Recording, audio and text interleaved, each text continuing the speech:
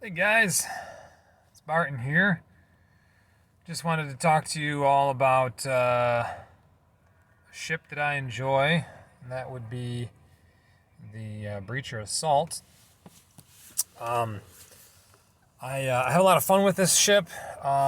Enjoy the actual play style, and wanted to showcase a little bit on the guide and or fittings. I am by no means an expert PvP player. I enjoy it, but as you can see on my ISK total, I lose a lot of ships. So, what is what it is. Um, Breacher Assault is going to be located in the Minmatar tree. It is tech level 7. Scroll all the way up here, and you'll find it right there. I've seen a lot of content creators call it the scrap heap of doom. It's not a bad name for it. It does look kind of interesting. But let's take a look at it. So roll bonus here. You can see extra 5 seconds for damage control activation time. Advanced micro warp drive operation bonus per level, negative 10% warp drive penalty. So we reduce the penalty by 10% per level. We also reduce the capacitor draw by 5% per level. Advanced frigate command bonus per level, minus 5% activation time, so missiles will fire faster, and plus 7.5% shield booster amount. So that way the shield booster increases the amount that is boosted. And we'll get back to both of those. If we take a look here at the ship itself, you can see it's got a 58 megawatt power grid, which is pretty impressive for a frigate. If I remember correctly, I think a Talwar Assault has the exact same power grid, which explains all of the problems with destroyers. You can see shield at 930, armor at 828, and structure at 732. Obviously, between the shield and then the ship bonus, this is definitely a shield tank ship. Capacitor 527. We'll touch on that again in a second. And then we get down here. Signature radius is 27.3, so it's actually rather small compared to some of the other assault frigates that are out there.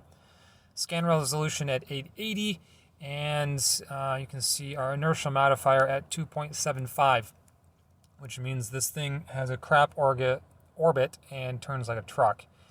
And that is evident by the mass at 1.366. That mass is actually just a few 100,000 less than the Talwar Assault, which again tells you everything we need to know about destroyers. So it's heavier, has the same power grid as a frigate, and is slower. Sounds like a winner. Anyways, that's a different soapbox to get on top of. Okay, so if we actually take a look at the fitting itself, you can see here some preliminary ideas. What I've got in the high slots are Republic Fleet missile launchers, and that's because of power grid usage. Not only that, but over on the mid slots, I'm running a interruptive warp disruptor, a interruptive stasis webifier. Stasis webifier, be perfectly honest for you, is just so that way I can kill drones easier if I'm taking out cruiser class type ships. And the next, last but not least, is the Kaldari Navy Guidance Disruptor. So, yes, explosion velocity is slower. Yes, explosion radius is bigger. That's great. I'm happy about those. But the reason I care is because the flight time bonus is 25% reduced. So, that takes a pretty hefty size of the range of most missile ships. And we should be going fast enough with the micro warp drive that a regular tracking ship is not going to get us unless I'm going up against a frigate killer, which, again, why would I ever attack that? I don't know. But the point is, unless I'm going up against something that's like a Rupture, MOA, Thorax, things along those lines, I should be able to just completely speed tank whatever target I'm approaching. So bottom slots, you will see I have a dealer, small micro warp drive. Obviously with the skill bonuses, you can see the signature radius adjustments only 231, effectively cutting that in half. I also have a basic damage control unit for my DCU, and a Republic Fleet medium shield booster. I'm sure I'm not the first person to stick a medium shield booster on a breach or assault. I'm not trying to claim that I am, but between this and the extra 37.5% bonus the ship gives, it's actually going to boost me 391 shield per activation. My total shields are 1,166, which means that I basically can boost up about 1/3 of my shield per activation, which means that this capacitor at 10 seconds is not really true, because I'm never going to just run my shield booster for that long. That would be completely crazy. Kind of give you an idea here. If I take this off real fast,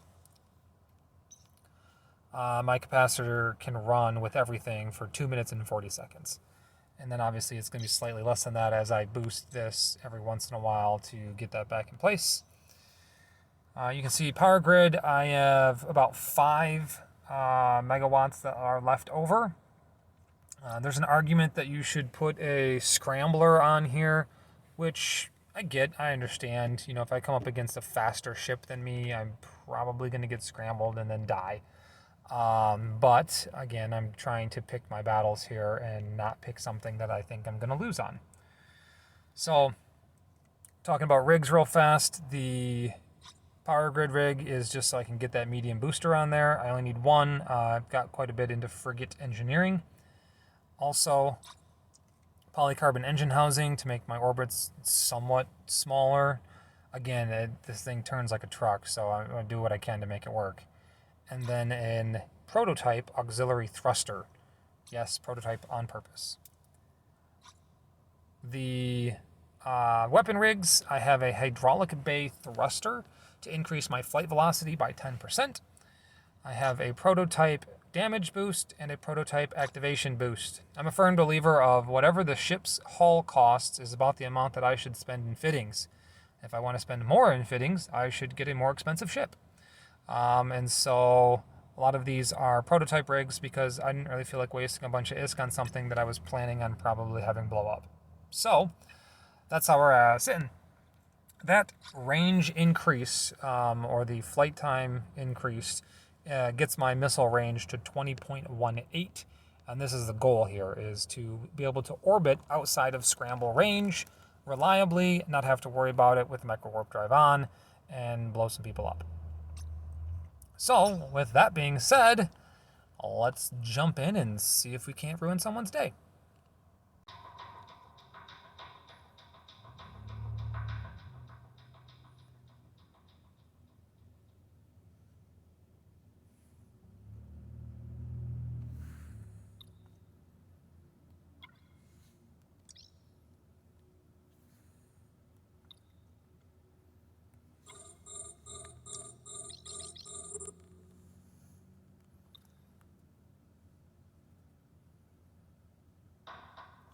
Hey look, a tornado!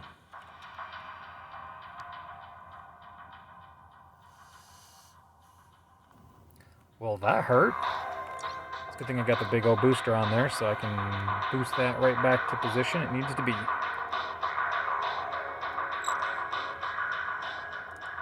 I don't know how I have the DPS to take this guy down.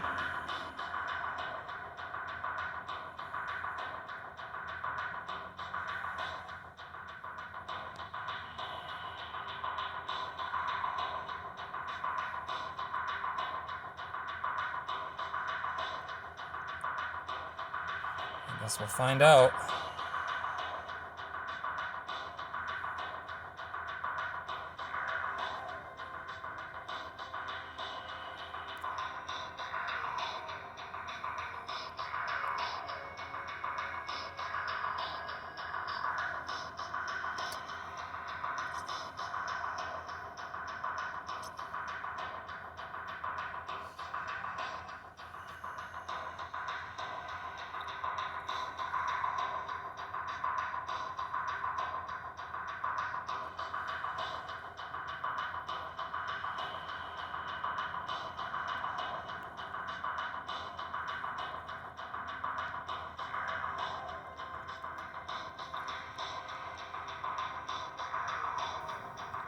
Trying to find that sweet spot with my orbit, considering I didn't have it auto set.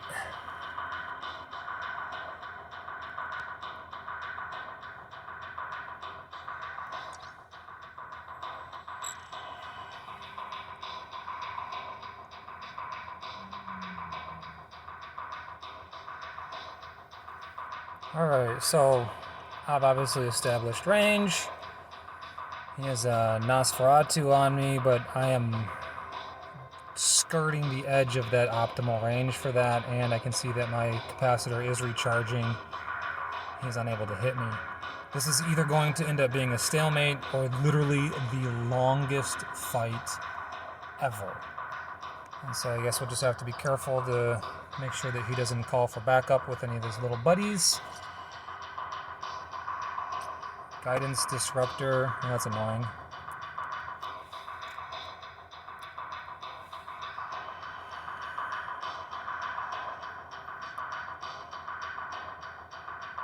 Yeah, I feel like all I'm doing is just kind of being annoying to this guy, because if I close the distance, he'll be able to hit me within that the Nosferatu's optimal range and completely kill my capacitor. If I stay out here, he is basically easily tanking the damage that I'm doing.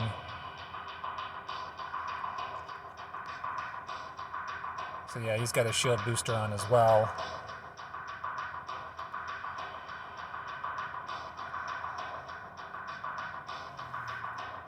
I actually don't even think he's shooting at me. I think he's shooting at all of the rats, which is interesting. He's got 2 Nosferatus on me now. Yeah, that sucks. And he's completely healed back up. Alright, well, you, sir, I cannot kill. Take care, my friend.